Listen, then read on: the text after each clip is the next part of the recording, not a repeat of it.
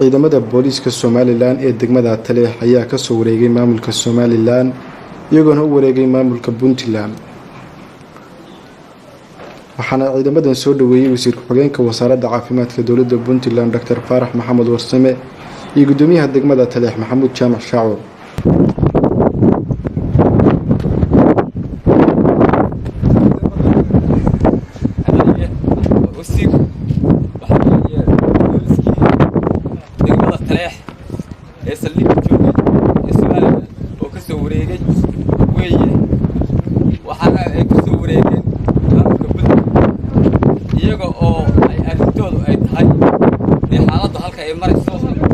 sida ay tahay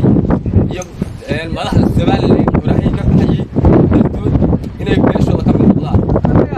waddankooda ay xoreeyaan daacadna ay noqdaan ay u dhistaan xilkii ay u hayeen maamulka Soomaaliland way dhigeen Puntland bay ku soo wareegeen ay ka dambeeyeen hadda inoo soo shaqo tagayo hadda leeyahay rasaas iyo hub iyo buusiina ama wuxuu doonayaa inuu ka faa'iideysto khayraadkii dhulkeena loo qabsanayo dawladnimada laynoogu sheeganayo haddaydan ogeyn hadda laydiin sheegay waxay u ordayaan khayraadkiina ku jira ama badrool ha noqoto ama macdan ha noqoto waxa kale oo xasuustaa waxa la xasuustaa maamka ku haysta magaaladii 21 sano awoowayaashay oo Talyaani ka saare oo Portugiis ka saare oo aad maqasheen inay mushigaanka oo dhacaya iyagoo warankooda sidee afkudhigeen walaalahay waa dhul saxba kama dhacayaan ama janna dagata waxaan maanta ninkii aan ogeyn loo sheegay ninkii ogina ogya maanta taagan cidda maanta dabada ka wado nimanka dabada ka sii riixaysa inay yihiin gaalo ay ugu horeyso yuhuud iyo wixii la halmaana dhaqaalaha lagu siinaya in baadroolkiina iyo macdankiina iyo ama taariikhdii aad lahaan jirteen la baabi'iyo waxa maanta la rabaa waa fadaayin biliis military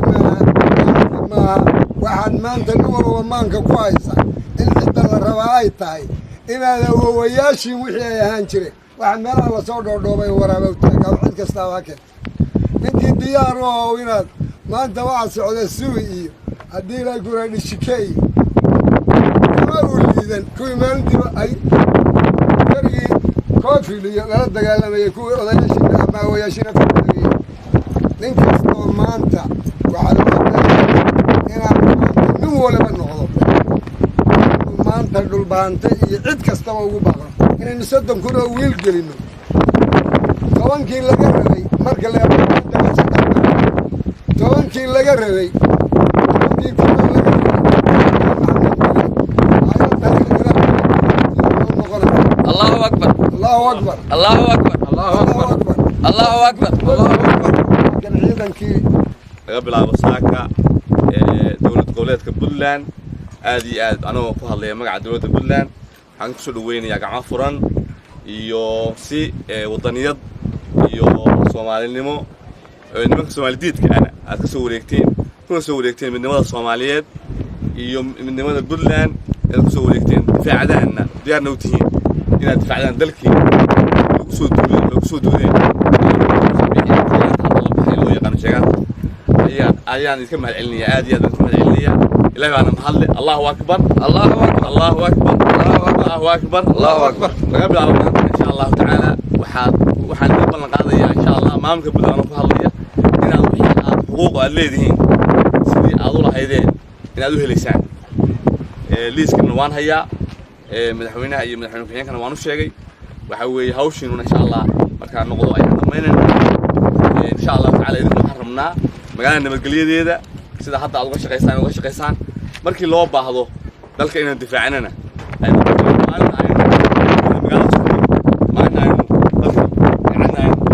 qaadno nimanka Soomaaliyeedka ah raba inay ummadeena caburiyaan ku wada especially magaalada Laascaan iyo xariga iyo dilka ay ka wadaan waxaan leeyahay إلهي إذنكي وقت يرو دو أرنتاس وارد مانيسا لا سعود واتينا جماعة الدولة إن شاء الله تعالى جماعة الدولة الله سبحانه